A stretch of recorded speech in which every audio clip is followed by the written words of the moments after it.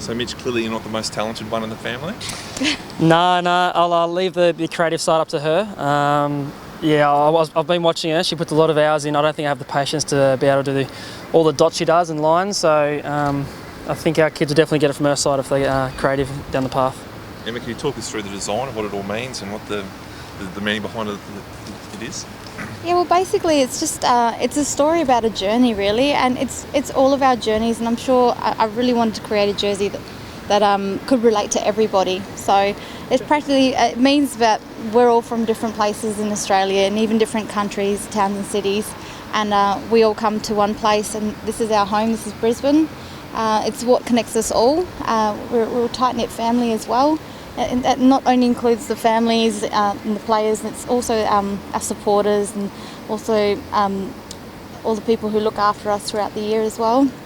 So it's also got a large part of it that's connected, sort of represents Sir Douglas Nicholls. This is the new round for him, and it's got a bit about his story, you know, what he represents, him being one of the first Aboriginal players in the AFL and wearing the number 9 jersey for Brisbane Bears.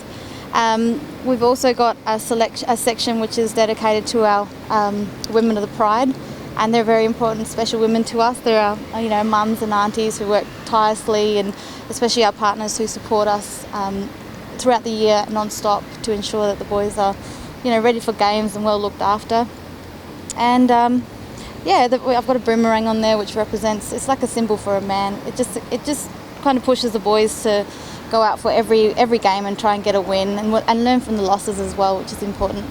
How long does something like this take to create? Well, I had 2 weeks to do this, I think. I was I was about 6 months pregnant. Chance was just running around the house crazy, and so I put a lot of time into it, like well into the nights, early mornings, that kind of thing. But because I had a deadline, it kind of gives me a bit more of a push to get it done. So, 2 weeks. And what's it going to mean to you when you do see them all running around there wearing the jersey on the weekend? I'm worried I might tear up in front of everyone. I'm very proud of the boys. I'm very fond of them. They all, they're a part of our family, and they've looked after, our children, and they love us fully. And that's why when I see them running out, I'll be very proud knowing that, one, it's a jersey that I've created, but also it represents my culture, and that's really important as well. Must be a real thrill, being asked to do this and being able to create something that's going to have a bit of a legacy. Oh, it was. And that's what I said to Jeff Langley. I was like, seriously, are you sure you want to change your designer? Because the last 2 jerseys are amazing. So I had some very big shoes to fill, and I was so excited to have the challenge, and I've gotten such great feedback about it, so I couldn't be happier. What have the boys said to you, from the feedback? Yeah, they're just really happy, and that they love the design. I was worried that I wasn't going to live up to the expectation of the last jersey, but I've just had nothing but positive feedback. I haven't read any negative, which is fantastic, and I'm just glad that all the clubs are getting on board and really embracing the Indigenous round. Mitch, now it's up to the boys to show some pride in the jersey and provide a competitive effort against the Hawks, isn't it? Yeah, you'd want that every week, but I think for me personally, it's a lot more on the line. It's a chance for us to play a top team and get the respect back, just from the supporters and especially the AFL world. So I think we've lost a little bit of the last few weeks. So I know all the boys will be wearing it with pride, and we'll be showing a lot of passion this week. I think already there's 23,000 people that should be attending the game. So that's going to be a big influence in the game, I think. We can't wait to redeem ourselves, especially from last few weeks. Did you see anything last week, Mitch, that made you think that things might be turning a little bit? Yeah, I think it's a step in the right direction. A big focus for us was our clearances and contested footy, and we're right in that. We won our centre bounce on the weekend by 6, so that's pretty good against the top. Melbourne's ranked top 2 in the clearances. So there's some things we took out of the game that are positive. I think it's more game education, and turnovers really cost us on the weekend. So Hawthorn, they're a very skillful team, and they've been under a bit of pressure lately with the few things with Roughhead and the Rioli family, so I know they'll be wanting to play for each other this weekend, so it's going to be a big contest.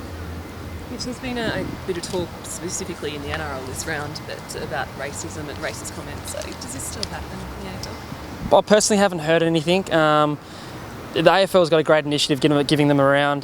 They're well deserving of it. From what I've been through on the games, all the players stick together, so I think the supporters in the AFL have been really good, bar a couple incidents a few years ago. But I think everyone's starting to understand what the round means, especially what the Indigenous community means to AFL. So it's great to see that, and I think this week it really showcases what they do for our game. And I know Emma's family's really proud, and for her whole community back in Kununurra and Jingalong and that way. So it's not only representing herself, but the people as well. So it's really good. Mitch, just on a bit of a bigger issue for the club, Matthew Leuenberger was saying this morning that he noticed a massive change in facilities, obviously going to Essendon, a big club, and compared to here, and saying that he hoped something would come up soon as far as a new training admin base goes. You've been here nearly 2 years now. Like, how have you found it, and is it a real drawback for the clubs to still be using these facilities? Yeah, Essendon's facilities are amazing. They've got the hangar and all that kind of stuff there. I come from Carlton, where we just recently had that developed, the Icon Park I think it's called now. The Gab is still good in its own rights. I think we have a pretty good advantage up here being able to train at the ground that we play at, which most AFL teams don't. But I think facilities can definitely give teams an advantage in that, like, the weights rooms and the rehab areas and all that kind of stuff. So I think we're looking at facilities, the airport, or maybe even Springwood. So I think would be great for us younger players, and especially trying to get players up here. As you see today, the weather's amazing, high 20s and stuff. It's just inside you feel like you're a little bit claustrophobic at times down the dungeon, but the players really embrace it. We don't use it as an excuse. We've got a gym and all that kind of stuff. So I think enticing players to come up will be good if we have a new facility, so hopefully they're working for that.